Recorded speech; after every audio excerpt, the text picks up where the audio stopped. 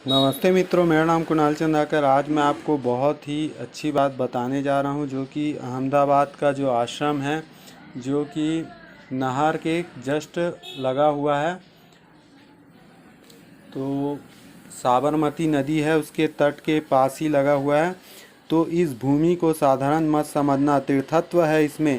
यहाँ पूर्व काल में जाबल्य ऋषि का आश्रम था। ऊपर वाले बड़े बादशाह के पास, मतलब बादशाह जो बोल रहे हैं, ये एक बहुत बड़ा वृक्ष है वहाँ पर, जो बरगद का माना जाता है। उस पे पूज्य बापूजी शक्तिपात किए थे। नींव खोदने गए तो मतलब उसी के आसपास जब नींव खोदा गया, जब मतलब आश्रम को बनाने के लिए, तो यज्ञ की राख निकलती गई और हमने भी निकाला और हमारे सेवकों ने भी। कितना ट्रक निकला राख होगा हम बता नहीं सकते। जब हम मोक्ष कुटीर में रहते थे, तब एक बार हमारा बड़ोदरा की तरफ सत्संग था, तो हम लोग ताला लगा के चले गए।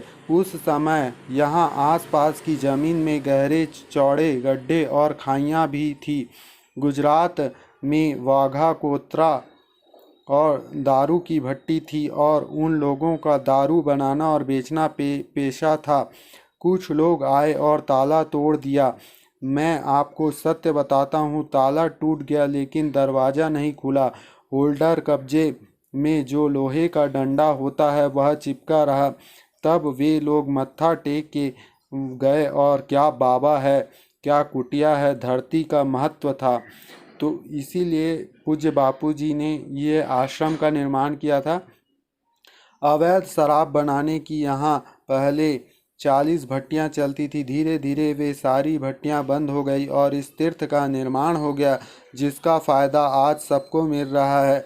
यहाँ जो सत्संग, ममता और जो ध्यान योग किया जाता है, और जो पूज्य संत श्री आसाराम बापू जी द्वारा शक्तिपात किया जाता है, वह निराला ही होता है। करोड़ों करोड़ों के दिल में यहाँ आके गए हैं। उनके कई उत्तम आत्मा भी होंगे, कोई संत भी आकर गए।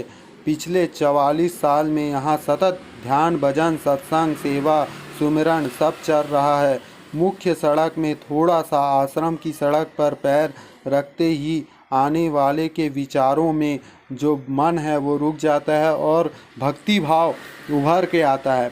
भावों में, मन में परिवर्तन होना शुरू हो जाता है, और जब तक इस माहौल में वह रहेगा तब तक उसके भाव विचार ऊंचे रहेंगे। फिर बाहर गया तो धीरे धीरे वह अपनी कपोल कल्पित दुखाकार सुखाकार चिताकार वृत्ति में खो जाएगा। इसलिए तीर्थ में जाने का महात्म्य है। मतलब आपको एक साल में 2-3 बार तो जाते ही रहना चाहिए ऐसे जगह, क्योंकि जहाँ लोगों ने तप किया है, साधना ध्यान किया है, वहाँ जाने से अच्छी अनुभूति होती है।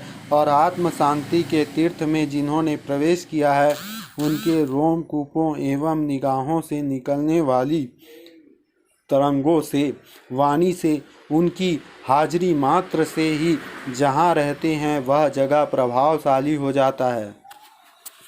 तो ऐसा है अहमदाबाद का आश्रम, जो कि जावल्य ऋषि का निवास माना गया था। और भी अनेक ऋषि संत वहाँ आकर जप तप साधना किए हैं, और कई अनेकों साधक आके जप तप करके बहुत ऊंचाइयों को पहुँच गए हैं। जय श्री राम, हरि ओम।